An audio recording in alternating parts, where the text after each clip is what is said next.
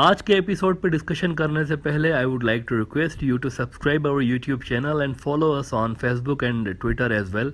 इसके अलावा अगर आप हमें सपोर्ट करना चाहते हैं तो that you can do through a Patreon also. Facebook, Twitter और पेट्रियन के जो लिंक्स हैं वो इस वीडियो की डिस्क्रिप्शन में आपको मिल जाएंगी। इसके अलावा इस चैनल के अबाउट सेक्शन में भी आपको इन तीनों वेबसाइट्स की लिंक्स मिल जाएंगी। इराक में अमेरिकी कब्जे से पहले वहाँ पर एक स्टेबल हुकूमत हुआ करती थी सद्दाम हुसैन साहब की, और इराक फाइनेंशियली अमीर मुल्क हुआ करता था। तेल की दौलत से माला माल दूसरे मुल्कों के लोग वहाँ पर जाकर जॉब्स ढूंढने जाते थे। अमेरिका ने इल्ज़ाम लगाया कि जी सद्दाम हुसैन के पास वेपन्स ऑफ मास डिस्ट्रक्शंस हैं। ये झूठा इल्ज़ाम लगा के वेस्ट और अमेरिका ने एक अच्छे भले चलते फिरते मुल्क को आग और खून की बारिश में नहला दिया। लेकिन इसके बाद जब हज़ारों लोग, लाखों लोग मारे गए तो कहा गया कि वेपन्स ऑफ मास डिस्ट्रक्शन वाली जो बात थी ये झूठ थी। यानी जिस चीज़ को बुनियाद बना के उनके ऊपर इन्वेजन की गई उसके लिए कहा गया कि दिस वाज अ लाई, ऐसा कुछ भी नहीं था। मार्च 2003 में इस तरह का झूठ बोला गया इराक के लिए और हमला किया गया। और फिर आप ज़रा अक्टूबर 2004 की द गार्डियन की ये स्टोरी देखें कि there were no weapons of mass destruction in Iraq.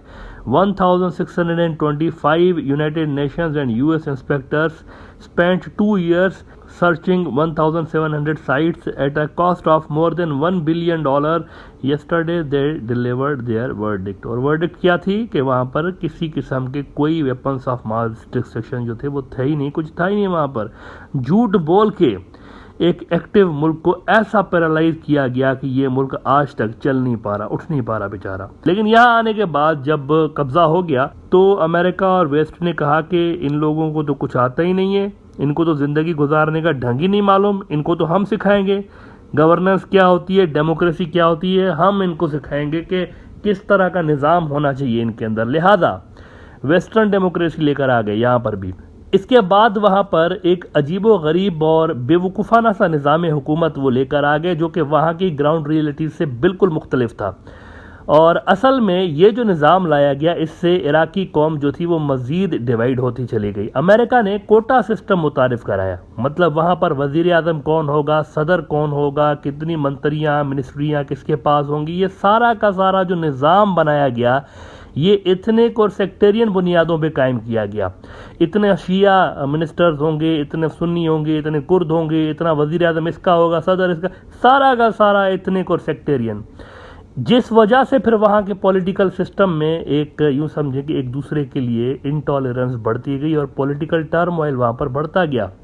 पूरे मुल्क की सियासत शिया सुन्नी अरब कुर्द के दरमियान घूमने लगी।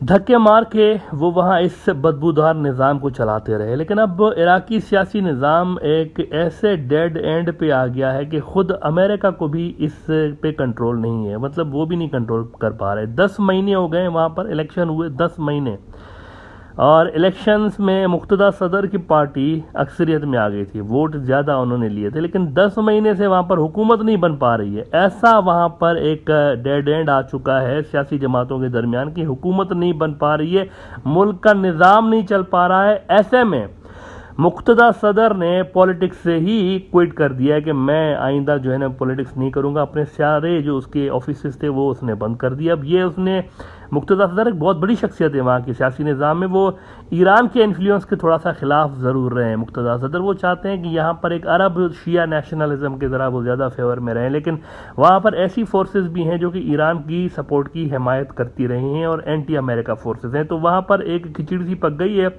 और ये एक अजब सा फैसला किया है मुक़्तदा सदर ने आउट ऑफ नोवेयर। सडनली ये थोड़ा सा हुआ है, अनएक्सपेक्टेड था। मतलब कुछ लोगों को ये आइडिया था कि कुछ इस तरह की चीज़ कर लेंगे, रिटायर हो जाएंगे सियासत से, लेकिन ये जो उन्होंने किया है ना कि बस मेरी ऑफिसेज बंद होंगी और मैं पॉलिटिक्स से क्विट कर रहा हूँ, ये थोड़ा सा बहुत सारे लोगों के लिए सरप्राइजिंग था। अब इसके बाद वहाँ पर मुजाहरे शुरू हो गए, 30 से ज़्यादा लोग अब तक मारे जा चुके हैं। ये हाल हुआ है वहाँ पर अमेरिकन डेमोक्रेसी का। जब आप किसी सोसाइटी की डायनामिक्स को स्टडी किए बिना कोई चीज़ वहाँ पर लेकर आते हैं ना, बिना स्टडी के, तो उसका अंजाम इसी तरह का निकलता है। अमेरिकन्स ने बिना अनाउंस किए अब वहाँ से दौड़ लगानी शुरू की है। चीन का सरकारी अखबार ग्लोबल टाइम्स कुछ यूँ रिपोर्ट कर रहा है कि after Saigon and Kabul now a Baghdad movement comes into site.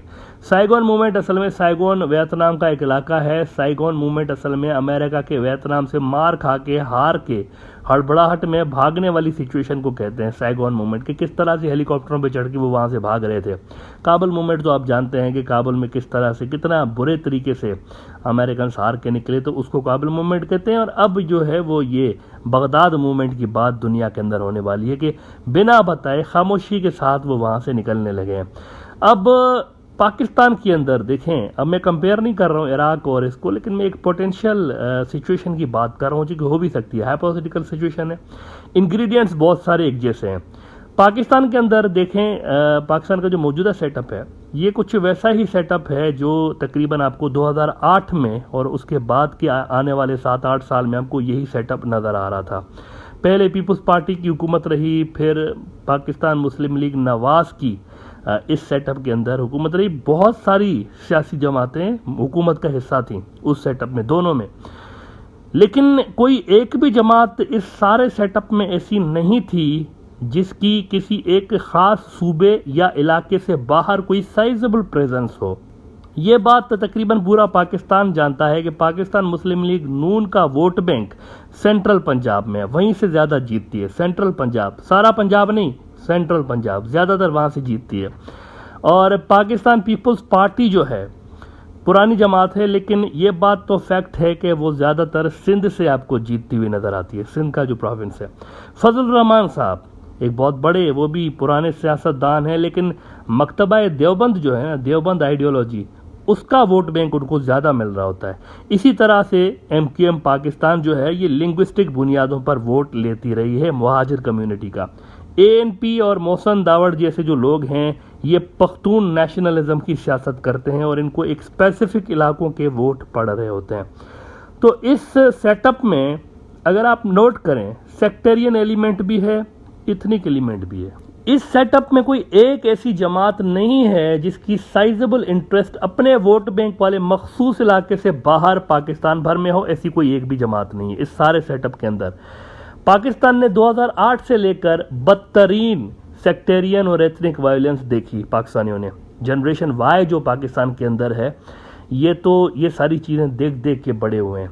और ये वही टाइम था जब पाकिस्तान में कुछ इसी तरह का सेटअप आपको नज़र आता है। और फिर अब दोबारा तकरीबन वही सेटअप जो है ना, तकरीबन वही चीज़ इस वक्त इंस्टॉल्ड है मुल्क के ऊपर। लास्ट टाइम जब जो बाइडन साहब वाइस प्रेसिडेंट थे तो पाकिस्तान में इसी तरह की सियासत अपने उरूज पे, पीक पे थी।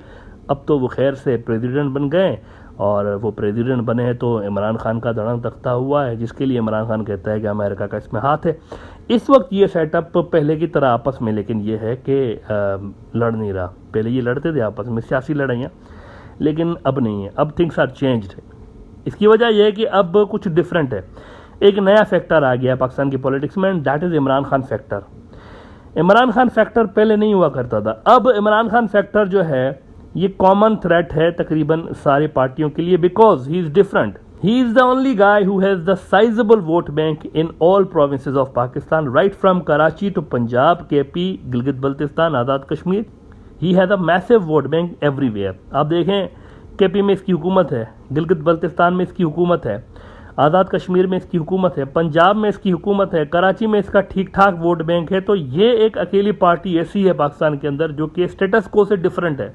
मतलब बाकी स्टेटस को की पार्टियाँ हैं, ये कुछ डिफरेंट है।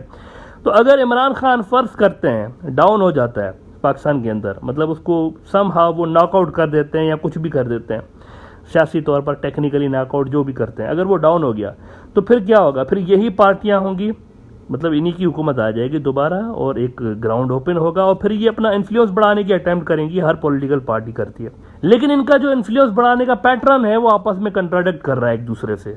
अगर आप देखें कि MQM को जो वोट मिलता है वो NTPP वोट है, और पीपल्स पार्टी को जो ट्रेडिशनल वोट पहले पड़ता था, अब तो लोगों की सोच चेंज हुई है नहीं हुई है वो तो इलेक्शन में देखेंगे, लेकिन जो पहले वोट पड़ता था वो NTMQM वोट पड़ता था।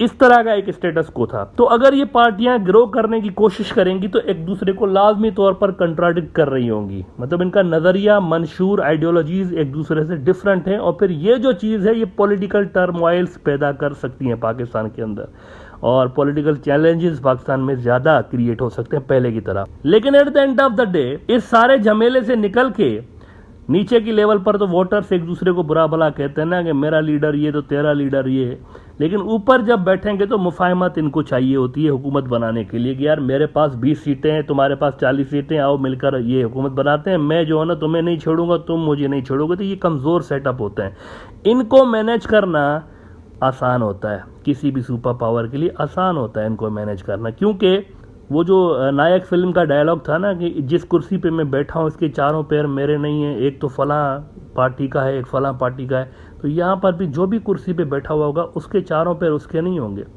मतलब बड़ा आसानी के साथ उसको मैनिपुलेट किया जा सकता है और मैनेज किया जा सकता है। लिहाजा अगर इमरान खान को टेक्निकली नॉकआउट किया जाता है, जिसकी तैयारियां बकौल इमरान खान के हो रही हैं, तो इससे पाकिस्तान के अंदर फेडरेशन की जो सियासत है वो तकरीबन ख़त्म हो जाएगी, क्योंकि एक ही पार्टी है वहाँ पर जो कि फेडरेशन की सियासत करती है। और उसके ख़त्म होने के बाद ये जो सारा टर्मोइल है, इसको अब ये रिमोट थ्रेट है, लेकिन वहाँ इराक का जो एग्जांपल हमारे सामने है कि अगर इथनिक और सेक्टेरियन बेसिस पर सियासत होती है ना तो क्या होता है, तो वो मॉडल ज़रूर पाकिस्तान के अंदर स्टडी करना चाहिए कि इराक के अंदर जो चीज़ें हुई हैं वो क्यों हुई हैं और उसको कैसे रोका जा सकता है, क्योंकि इंग्रेडिएंट यहाँ पर भी कुछ कुछ उस तरह के मौजूद हैं।